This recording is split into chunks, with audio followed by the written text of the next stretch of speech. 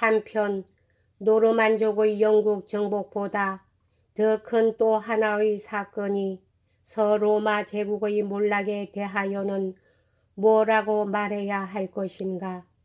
그 사실에 대하여 근대 역사가 중에서 가장 상세히 알고 있던 뷰리는 일찍이 그 몰락은 우연한 조건의 연쇄에 의한 것이며 필연적인 것은 아니었다고 말한 바 있다. 그 후 동방에서는 천년 동안 로마 제국의 비잔틴화한 형태의 것이 존속하였다. 활기에 차 있던 서구에서도 과연 그와 같은 화석 상태가 능하였던가는 의문이다. 여하튼 그와 같은 사실은 일어나지 않았다. 머콜리가 말하고 있는 것처럼 유럽은 중국과 같은 운명을 모면하기 위하여 천년 동안이라는 야만 시대를 그 값으로 지불하지 않으면 아니 되었던 것이다. 암흑 시대가 야만을 의미하는 것은 물론이다. 그것은 꼬박 천년을 계속하지는 않았다.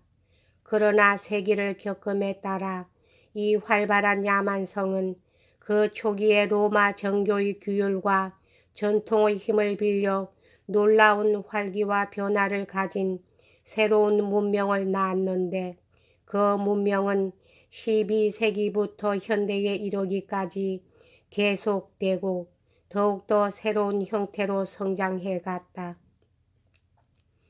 그와 같은 새로운 문명은 존속한 동로마 제국에서는 무엇 하나 태어나지 않았다.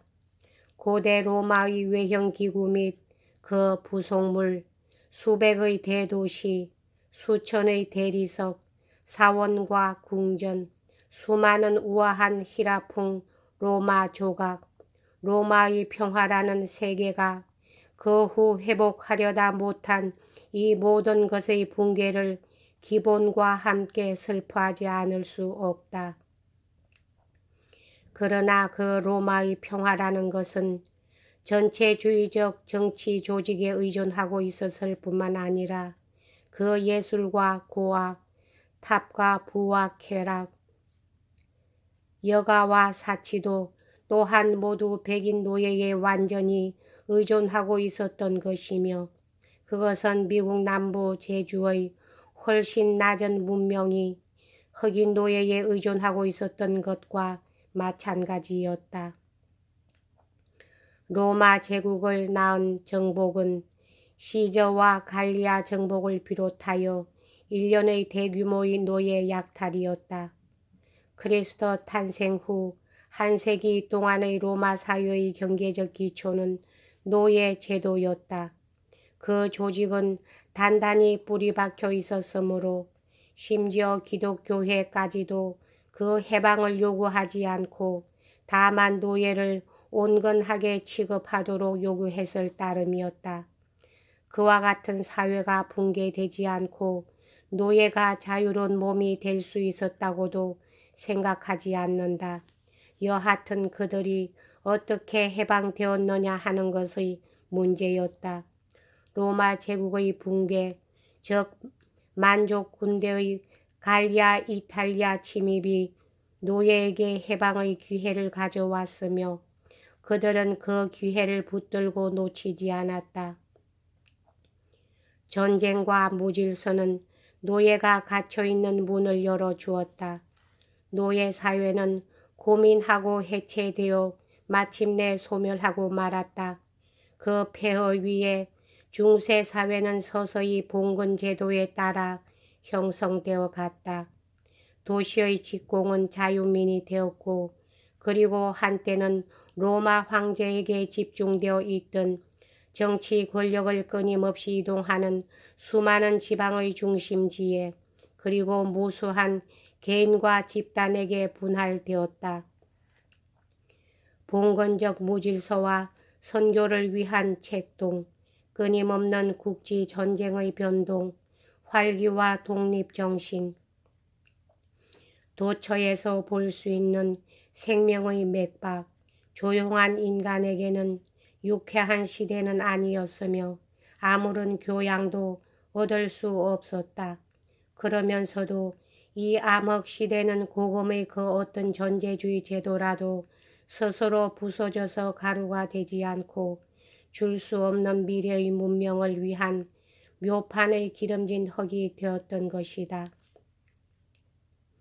과거에 대한 판단을 내리는 데 있어서의 난점은 모든 역사적 시인이나 또는 비난, 이를테면 프랑스 혁명의 이 실제로 일어난 사건과 다르게 일어났더라면 더 좋았을 것이라든가 또는 나빴을 것이라고 가정하는데 기초를 두고 있는 데 있다. 그러나 우리가 결코 알 수 없는 일인 것이다. 그러므로 우리는 제각기 자신의 의견을 가지고 있지만 그것을 겸손하게 주장하기로 하자. 역사이 그렇게 되었을는지도 모른다는 것은 무한히 흥미있는 일이기는 하지만 그것을 지각 있게 즉 안전하게 깊이 들어갈 수는 없는 것이다. 왜냐하면 한 사실이 달라졌다면 그에 따라 다른 모든 것도 달라졌을 것이며 더욱이 우리는 그것이 어떻게 달라졌을 것인가 알 수 없기 때문이다.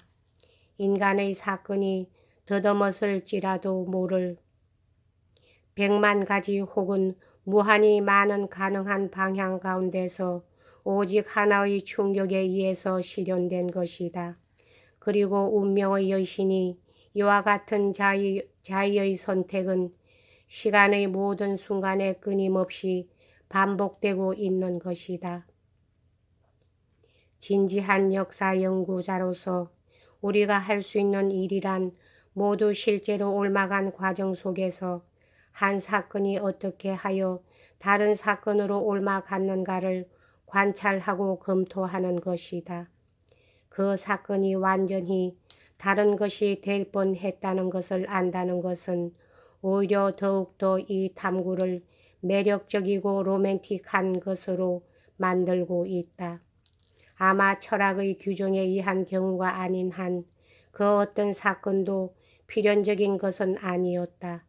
그러나 좋건 나쁘건 그것은 이미 그렇게 된 것이며 기성사실이라는 침범할 수 없는 신성함을 영원히 지니고 있다. 석상은 이미 조각되었다. 그것은 채석장으로 돌려보낼 수는 영원히 없는 것이다. 여기까지 하겠습니다.